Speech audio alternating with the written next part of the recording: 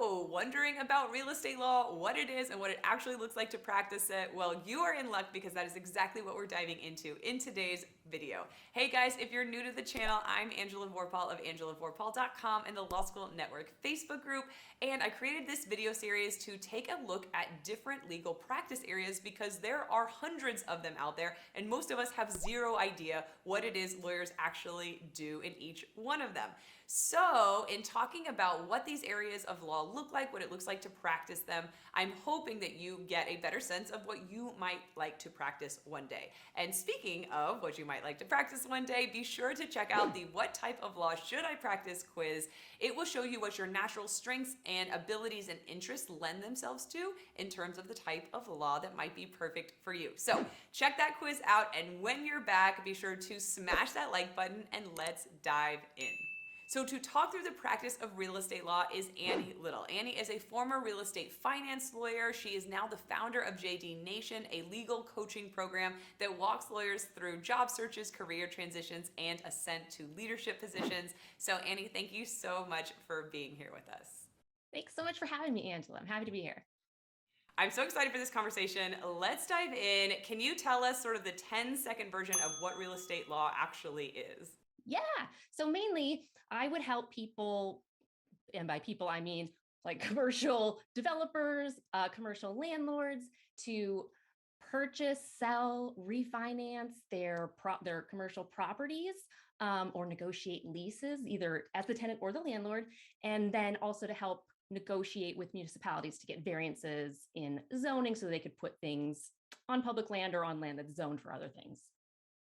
Awesome. Got it. And the what would the slightly longer version of that be, and specifically what you focused on at your firm and maybe what some of the other lawyers at your firm were also working on? Yeah, so I actually my last firm that I worked at, I was a real estate boutique firm. So we represented people who were dealing with all that real estate stuff, and then of course their associated needs. So even if it wasn't directly real estate, it's like you're a real estate client, and we're a full service firm, so we will handle that. But specifically, what I always did during my career was particularly focusing on the financing side of things. And so I was transactional, and I did a lot of representing banks and financial institutions in helping them to finance, usually the acquisition or do a refinance. So lots of loan documentation, due diligence review, and like that sort of thing. And then also doing representing commercial landlords and helping them draft, negotiate leases and close that down, a little less on the tenant side. And I think that was and then like I represented home builders. So like real estate development, helping them to purchase the land and then to get it all plotted out. And then I'd hand it off to our land use department. Okay, great. So now a few logistical questions. Can you share with us what sector you practiced in the legal industry, about how much you worked and about how much you made, kind of starting out and then when you left as a seventh-year associate? Yeah. So when I started, it was at a really small boutique commercial lending real estate type firm, and that was like at the time 5 or 6 attorneys.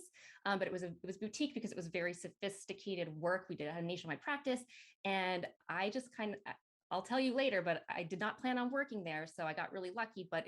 This was in 2006, and I started at $55,000. Then a few years later, ironically, in the midst of the Great Recession with the real estate crisis, I got headhunted to a real estate boutique firm, just like a county over, and that was about 25 attorneys. And we specialized in all things real estate, and so I was making like $110,000 at that point. And just for reference, like in big law, like people at my same level were making roughly double that, like around 200,000. And at my first firm, we had like no billable targets or anything like that. It was like close the deal, get paid at the deal. That was pretty much it. And it was really marketed as like a 9 to 5 type firm. So occasionally I'd work till like 6 or 7, but it was not the norm at all. And then when I lateraled to the other firm, I was working like 60 to 80 hours a week. But it was very inconsistent. So there'd be some weeks where I wasn't like doing much at all. And it was, some weekends, but generally it was like, 9:30 a.m. to like 8 p.m. And I didn't have remote access back then because geriatric millennial. So, so I wasn't like if I had to work on the weekend, I had to drive like 40 minutes to my firm, which I did do sometimes. And we didn't have target billables again, and we were focused more on collections, but I would guesstimate that I was billing around 1600 to 1700 hours a year. Got it. And then what would you say was the most fun part of the job, and then the part of the job that sucked the most?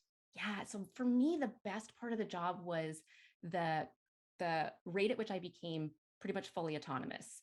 So working in a smaller setting, and especially my practice area, which I was representing banks and financial institutions and closing government guaranteed loans, there was a very set process, and it was just a little bit of spice because I was closing things all over the country, including like the Virgin Islands and stuff.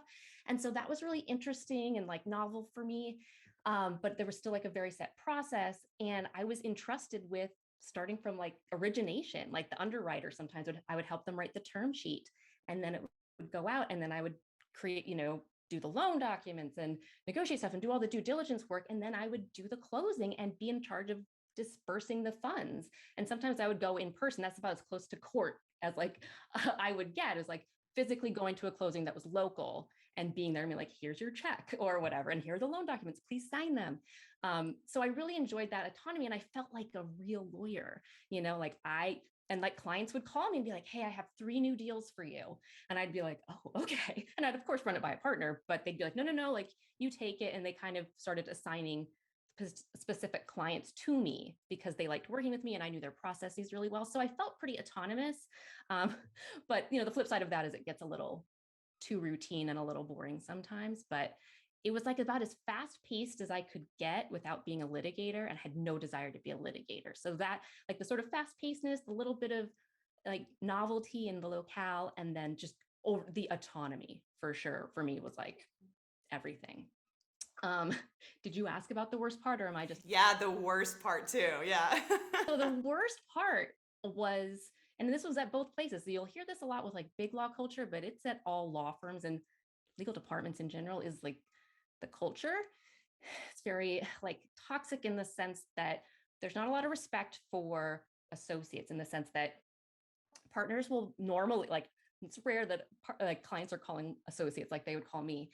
They call the partner and they're like, hey, we have this deal that we need to get done, and like people are really antsy and we need to have it done on this ridiculously short timeline. And the partners are afraid that they're going to lose this really good client that we've always had, and they're like, oh, sure, no problem. And they agree to it without talking to anybody else. And then they show up in your office and they're like, hey, so we got this deal that needs to be closed by like in 48 hours. And you're like, that takes like 2 weeks to close. So first of all, what would you have me set aside? Second of all, did you charge them like a premium rate, because this is going to take twice as long, because I'm going to be doing all the work at my rate instead of being able to take the time to farm it out to other people or even have third parties do some of this for me. And they're like, well, no, we're doing it as a favor. And so I would do the work. And it's like working almost like 2 days straight, sleeping like 5 hours and just grinding it out, getting it done, totally get it done. And then at the end, they slash the bill, which means they cut my billable time. So then, fast forward like a few months and they're like, why are your billable hours so low? And I'm like, I don't know. Why did you write so many off? So like, that was the most frustrating part, because I've even talked with you offline. I'm like, man, as I'm thinking about this practice area, I could, if I had to go back, this is still like the practice I would choose, but I cannot see myself going back and working for the same sort of system that exists, because nobody has learned better. So unless and until like the newer generations of lawyers and partners change things, that is the main thing that keeps me out of like practicing law.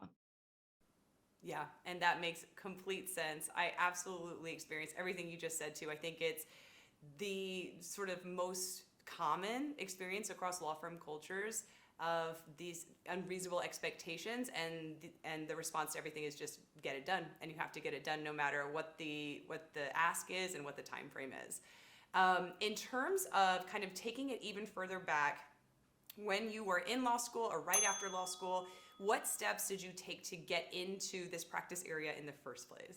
Yeah. So I actually had no desire to go into law firm life. I was in public interest. So I had worked for my 2L summer at Legal Aid in Delaware. It was like a real, big time paid job even.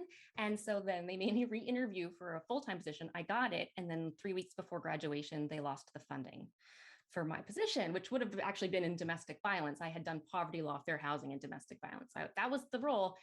I lost it. I had 3 weeks to figure it out. I'm like, do I move? Because my now husband was my boyfriend and he wanted to do corporate law in Delaware. That's where you do it. And he already had a job there and we knew people there. And I was like, oh, but do I move to Delaware like without a job with my boyfriend? I don't know. So I explored a whole bunch of other things and I was like, no, I'm going to go and I'll do Pennsylvania and it'll be fine.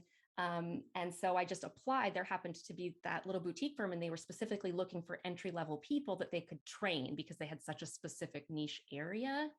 And then the reason why it worked out is because looking back, to the point about what did I do in law school to prepare myself for that? Absolutely nothing.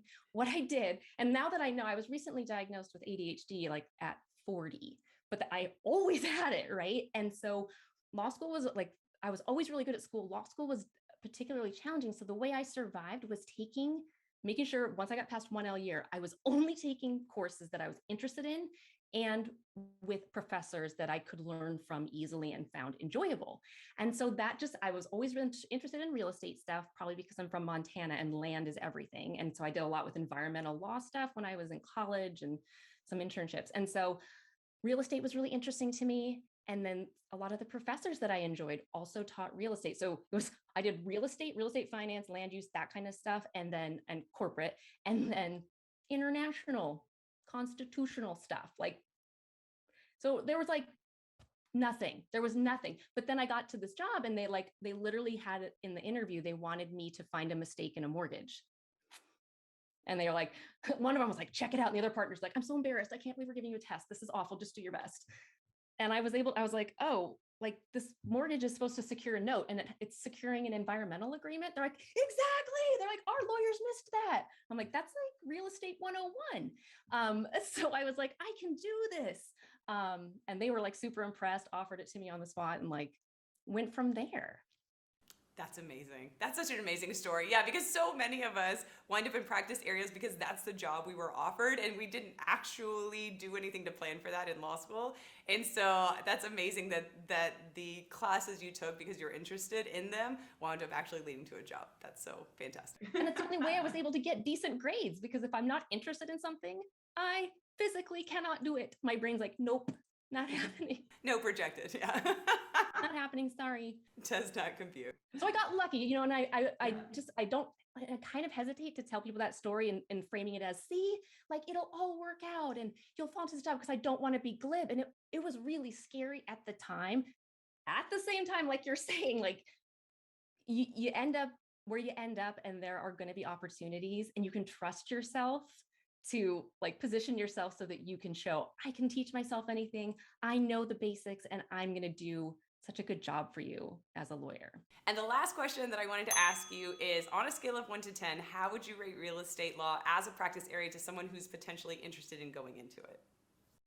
Okay, this surprised me because you gave me heads up on this one and I thought about it and I would give it an 8 out of 10, which for me seems really high. But so if you're interested in it, like go for it. And for the reasons that I've kind of hit on before, I liked that it was relatively fast paced. It's not litigation, which I did not want. So you tend to think of transactional as like very slow. And when I was going into other like helping with estate administration and other things to help out our real estate clients, it was it was a trudge. It was so slow. So this like real estate finance, it's a little faster. There's that autonomy I was talking about. For me, I'm a big picture thinker. So it's very important for me to understand what we're working towards here and like how all the pieces fit together. And so working in finance, there's a beginning and there's an end. And it's really hard for a partner to cut you out of that process. Whereas in like straight real estate, it's really easy for them to silo you out and you don't know what you're doing. So yeah, that's why I gave it an 8. But the other 2 are because it can get it's kind of boring. It's kind of routine. And so when you're not in the negotiation or like the closing or like the drafting, it's the reviewing and like doing the due diligence stuff. It's like reviewing title reports and organizational documents, corporate bylaws and stuff like that, and legal descriptions for real estate. Barf.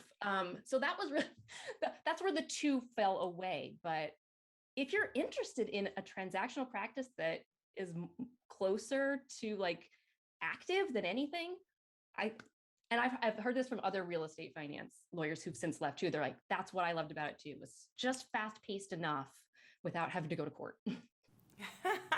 I love it. Annie, this was so fantastic. Thank you so much for sharing all of this information and your experiences and takeaways. I appreciate it so, so much. It's my pleasure. Thanks for having me. Big thanks to Annie for walking us through the real estate practice area. And if you guys have any questions for her, want to reach out to her and learn more, I'm dropping all of her links in the description below. So I hope this video is helpful, guys. I hope you got a lot out of it, and I will see you in the next one.